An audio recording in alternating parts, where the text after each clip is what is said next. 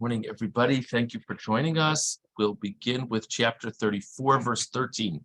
Chapter 34, verse 13. We began discussing the story yesterday. Shechem has taken Dinah, has had sexual relations with her, and he's decided he wants to marry her. So Shechem and his father Hamor go to Yaakov, and Yaakov is joined by his sons, and they say, we'd like to marry you. We'd like to marry your daughter. Tell us the price, and we'll do whatever you want. Okay, verse 13. The sons of Yaakov, it doesn't say Yaakov, the sons of Yaakov responded to Shechem and Hamor in a cunning way. And they said, Asher timeis dino achosam. And the pasuk makes it very clear that the reason why they conveyed themselves in this way is because this is the person who defiled Dinah, their sister. Verse 14. We're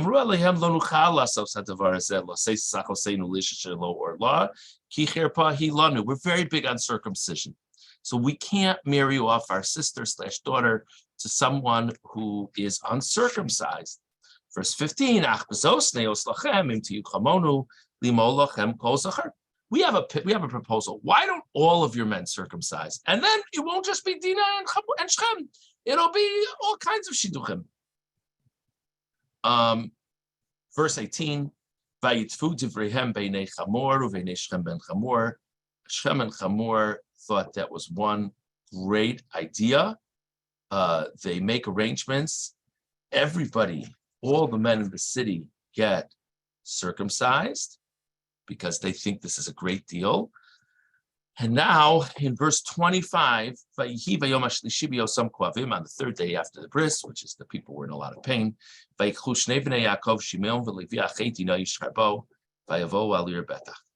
Shimon and Levi, brothers of Dinah, came with confidence on the city with their swords, and they killed all the males of the city. They took Dinah and left. They took the spoils from the city, and now they come back home. Verse 30. Yaakov said to Shimon and Levi, you have sullied me. You're making me look bad in the eyes of the residents of the land. We're small of number, our group. We're going to be inviting attacks from all of our surrounding neighbors. Verse 31, and they responded, will we allow him to make our sister like a harlot?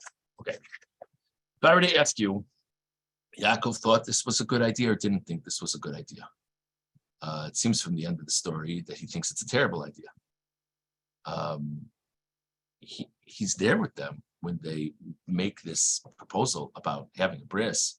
He doesn't say anything. He doesn't say, well, hold on a second. They're not speaking for me. By the way, Shechem and Hamor are really primarily addressing themselves towards Yaakov. It's more like his entourage is in the room. And then the sons start responding, and Yaakov is just quiet, which sounds like he's okay with it. But then when they act on it, he gives them Musar. Of course, on his deathbed, he rebukes them for this.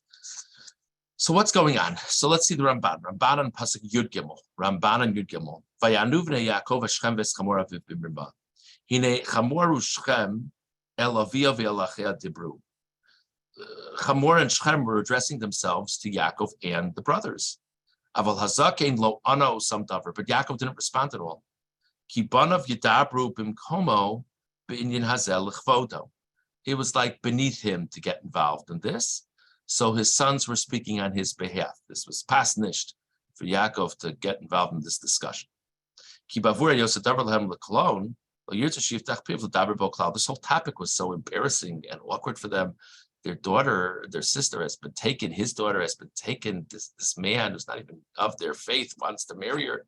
Well, it's beneath Yaakov to have this conversation. So the sons are speaking on his behalf. But there's a real significant question to ask here.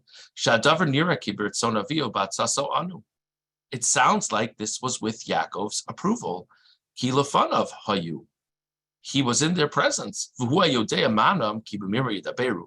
Clearly, I mean, Shechem and Hamor went for this suggestion, hook, line, and sinker, but clearly Yaakov knew this was not a sincere proposal. I mean, whether or not he knew exactly what the plan was as they're talking, clearly he doesn't think that his sons think this is a brilliant idea and it'll be hunky-dory. We'll just get everybody to do brisim and then we'll have all these shidduchim.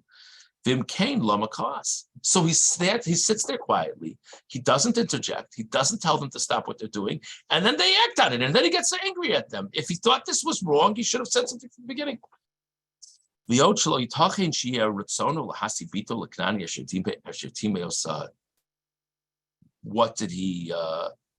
What did he think? To whatever extent Yaakov was quiet, for whatever reason, Yaakov thought that they should have just let Dinah stay with this man. Like what did he see as an alternative? Shimon v'Levi levadam asu amase v'ha'av arar apam lahem levadam. Another difficult thing. On his deathbed, Yaakov curses the wrath of Shimon and Levi. He doesn't curse the wrath of all of the brothers. Now, the pasuk does not sound like Shimon and Levi are the only ones talking here. The pasuk sounds like all of the brothers are speaking. It's very clear.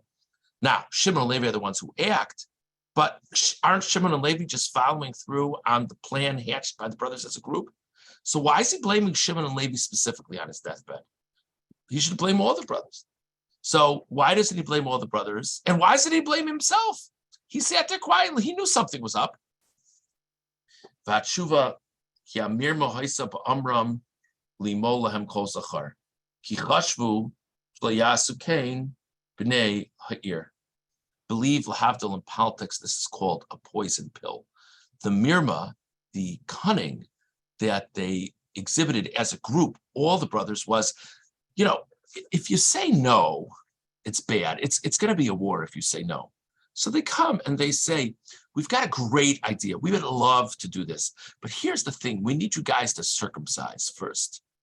There's no way they're going to say yes to that. Right? So, but they're not saying, Yaakov's sons are not saying no. Yaakov's sons are saying, yes, but the but is going to be so, inconceivable to Shechem and Hamor that they're going to make it a no. So that's a great response. That's brilliant. Let's say they do go along with it. Again, we're not only talking about Shechem and Hamor circumcising, we're talking about all the men of the city circumcising. That's the pitch. Let's say they go along with it. Let's say they say yes. So it'll still be okay, because what will they do? They'll come into the city and they'll take Dinah and run. And no one will be able to stop them because all these men are going to be weak.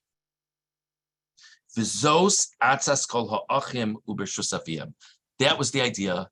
Hopefully the townsmen of Shechem and Hamor will say no in the first place.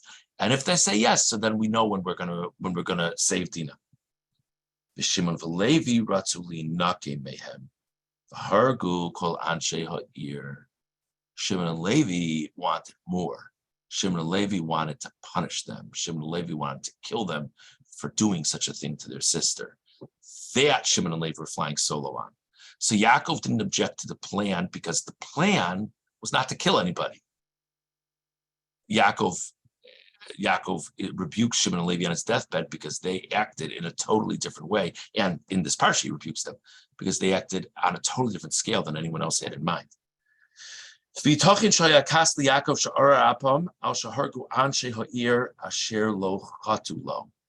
Now, the Ramban now explores a really interesting question. Yaakov felt it was wrong for them to kill. Did he feel it was wrong for them to kill everybody, or he felt it was wrong for them to kill anyone other than Shechem and Hamor? Because maybe, says the Ramban, what Yaakov's anger with them is, you want to punish these good-for-nothings for taking my daughter and making a ridiculous proposal? You want to kill them so that no one does this again?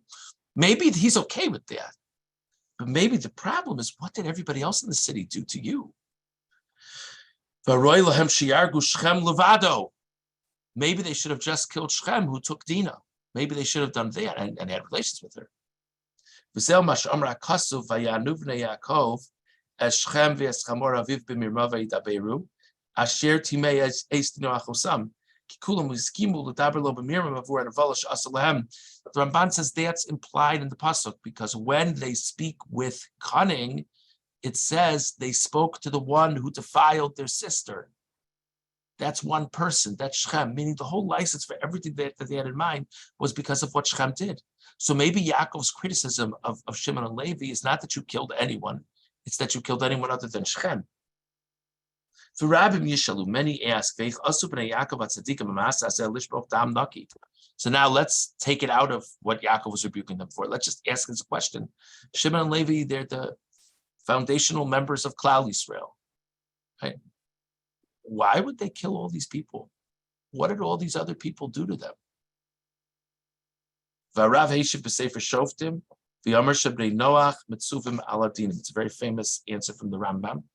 The Rambam says one of the Noachite laws is to have a court system, a judicial system. That there are certain things that God expects of all humanity. And those are the Noachite laws, Jewish or not Jewish. And one of the Noachite laws is to have a judicial system that enforces the other Noachite laws. The halacha is that if a non-Jew violates one of the Noachite laws, he may be killed.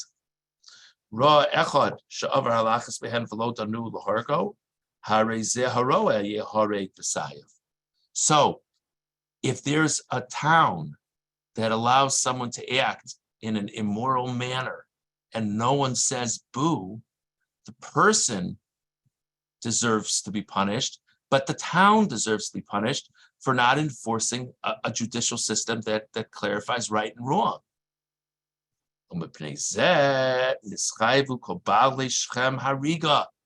And because of this, all of the residents of the town deserve to be killed, says the Rambam. Sharei Shechem Gazal. Shechem kidnapped someone. V'hem ra'u v'yadu. They knew about it. V'lo danuhu. And they didn't call him to task for it. They didn't judge him for it. So he's guilty, and they're all guilty for not stopping him, for not doing anything about it. So they're all chayiv misa. They all deserve to die. That's what the Rambam says. V'hem dvarim halalun nechonim be'enai. Says the Ramban, I don't think this is correct. Shem Kain. So wait a second. So if what they're doing is enforcing the Noachite laws, where's Yaakov in all this?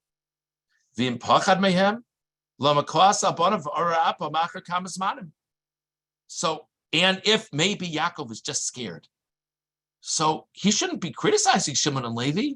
He should be commending them. They're standing up for religious principles. So